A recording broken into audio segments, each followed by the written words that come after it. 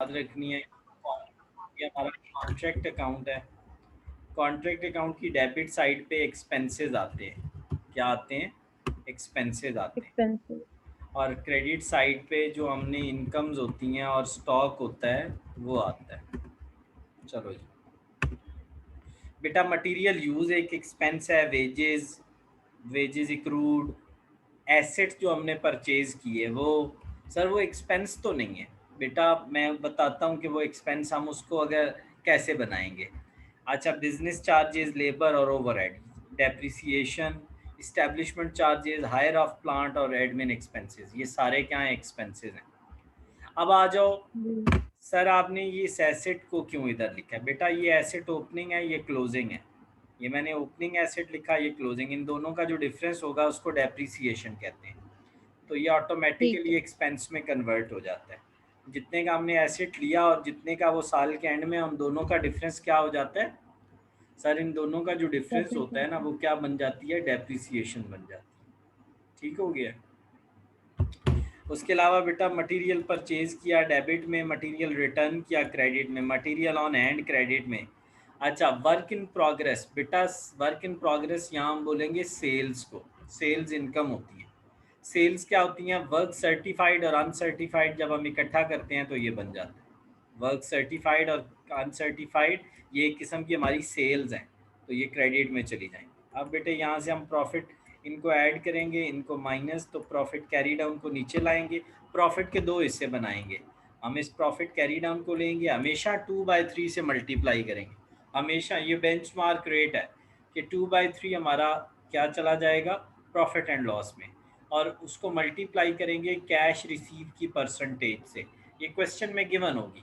Contract का इतने जो बेटे हमने ये देखो, जो हमने काम किया ना सर्टिफाइड और अनसर्टिफाइड, उसके अगेंस्ट जो हमें हाँ कैश जी। की परसेंटेज मिलेगी उसको हम कैश रिसीव में लिखेंगे बेटा। वर्क ठीक है। सर्टिफाइड और अनसर्टिफाइड के अगेंस्ट हमें जो कैश रिसीव होगा उसकी परसेंटेज को हम यहाँ लिखेंगे। अब बेटा इस प्रॉफिट में से ठीक है इसको सर। हम माइनस करेंगे तो क्या निकल आएंगे? बैलेंस कैरी फॉरवर्ड या रिजर्व्स निकल आएंगे। क्या निकल आएंगे? रिजर्व्स निकल आएंगे। रिजल्ट।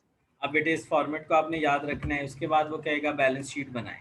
आपने ये वाला प्रॉफिट एंड लॉस ले लेना है, ये वाला।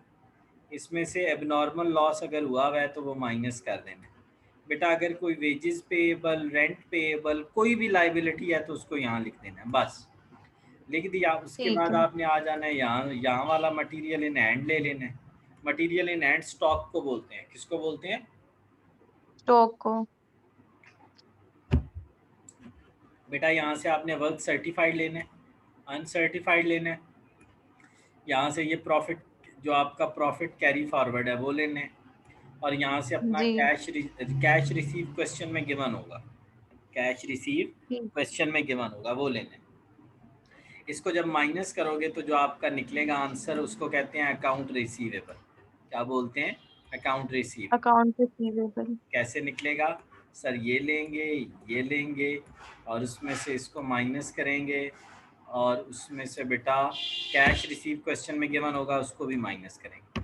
फिक्स एसेट अगर है तो उसमें से डेप्रिसिएशन को माइनस कर दीजिएगा। लास्ट बेटा वर्क इन प्रोग्रेस कैसे निकलेगा? सर देखें, एक आप लेंगे वर्क सर्टिफाइड, एक लेंगे अनसर्टिफाइड, यहाँ से लेंगे रिजर्व्स, यहाँ से लेंगे रिजर्व्स।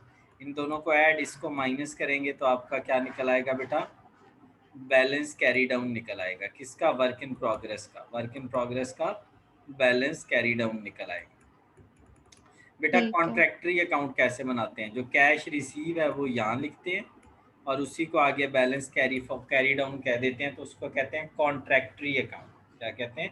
Contradictory account. कॉन्टेक्ट। मुझे उम्मीद है कि ठीक आप है।